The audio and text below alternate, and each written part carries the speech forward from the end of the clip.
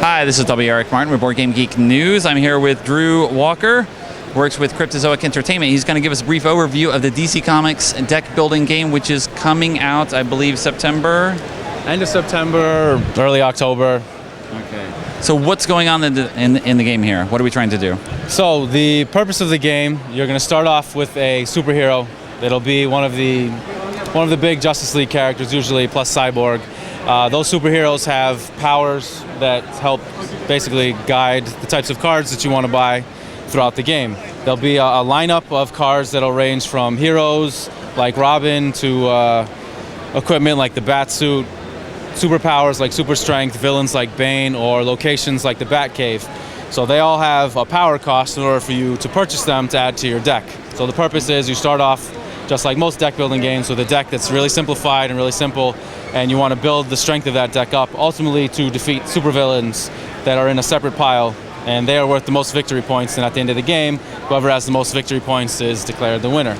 Are the points coming solely from defeating villains, or what else are points? The points will come from the cards that you purchase from the lineup, all of the equipment and heroes and villains, and they'll come from the supervillains that you defeat. And once all the supervillains are gone, the game comes with 12 of them.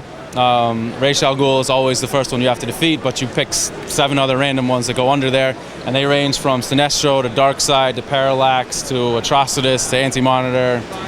Mr. Mxyzptlk?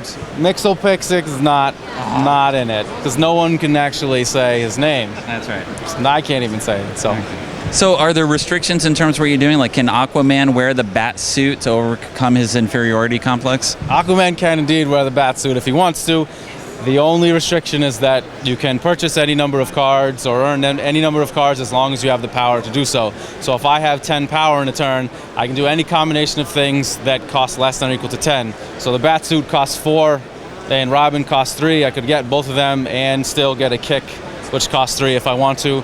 Or I can buy Super Strength, which costs 7, and Robin, which costs 3. There's no restrictions on what you can do as long as you have the power.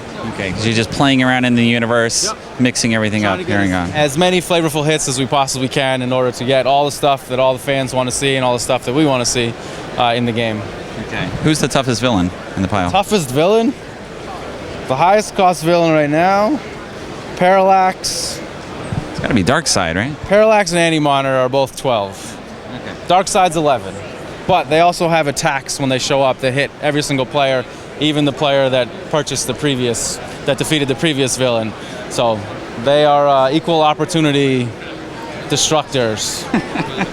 So some of the powers that they have when they show up are more destructive to different heroes or to different decks, depending on the deck that you built. So some days Joker might be the worst villain to show up for you, and other days it might be Parallax. Depends on the deck you have. Okay.